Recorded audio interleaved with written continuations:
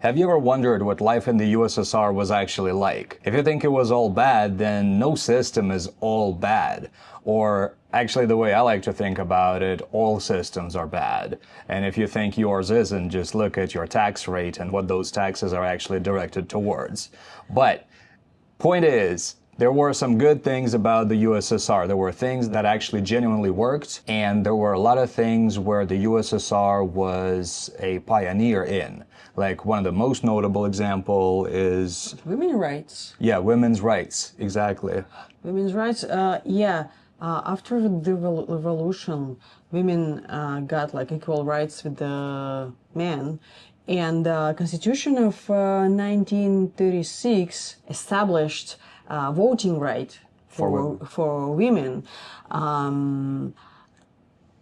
Whereas in France, voting rights were granted only in the 1940s, 44, I think, 44. and in Switzerland, voting rights for women were granted only in 1971.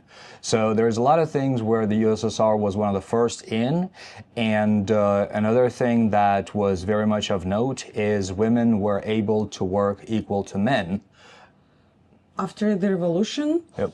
But that led to a phenomenon called double burden.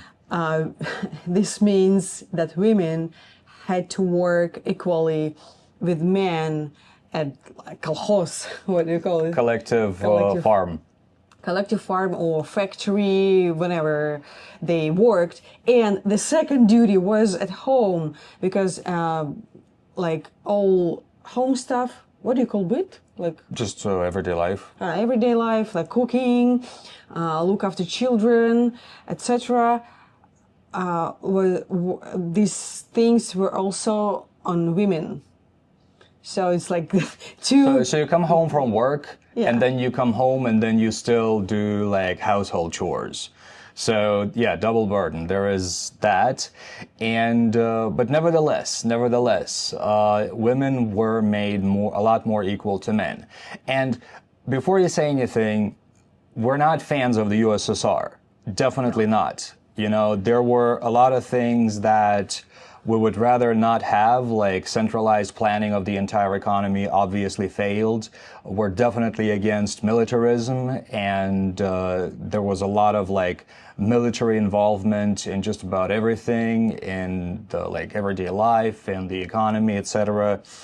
Censorship, we're not fans of that, and we do having private enterprise. So again, definitely not we're not trying to promote the USSR. But nevertheless, what we're trying to say here is that it was definitely not all bad, and there were some things that were actually pretty great.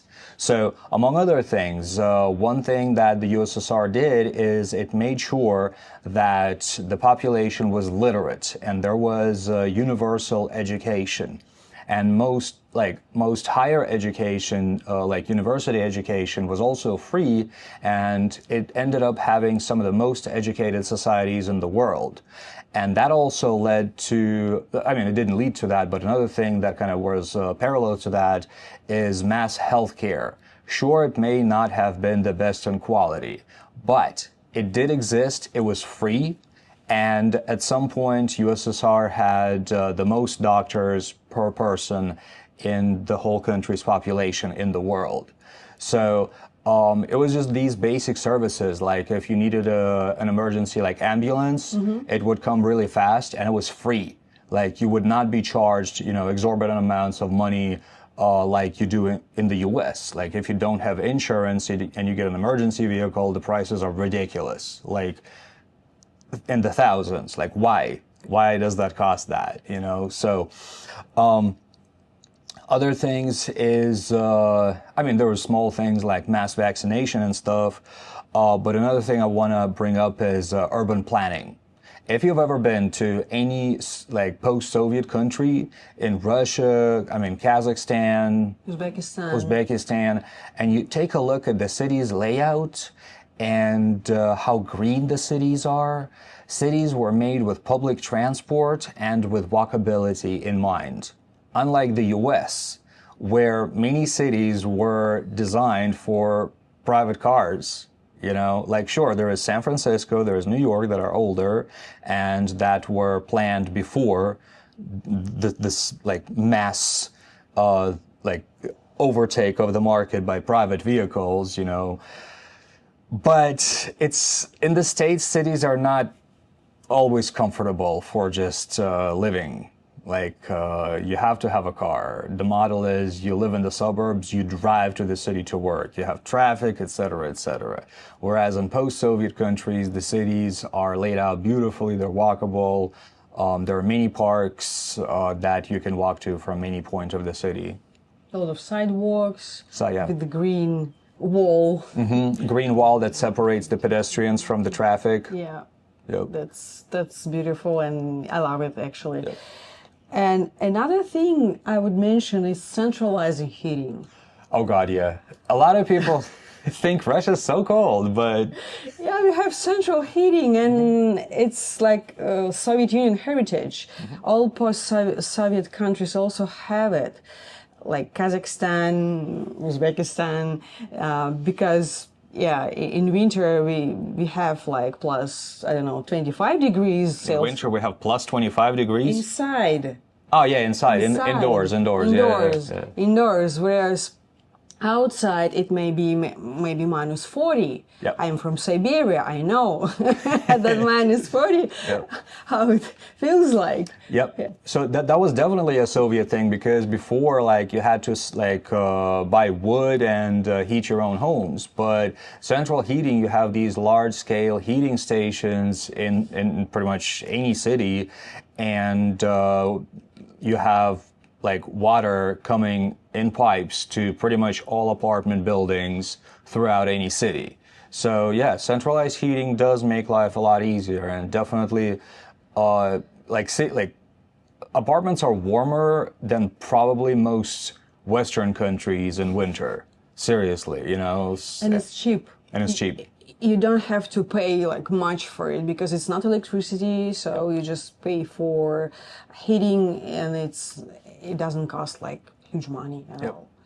And but yeah, so these are some of the most prominent like positive things about the USSR.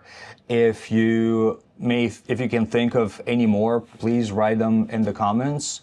Or any negative things, whatever, write those in the comments. Let's start a discussion comparing just different systems and the way that affects everyday lives of regular people like you and me.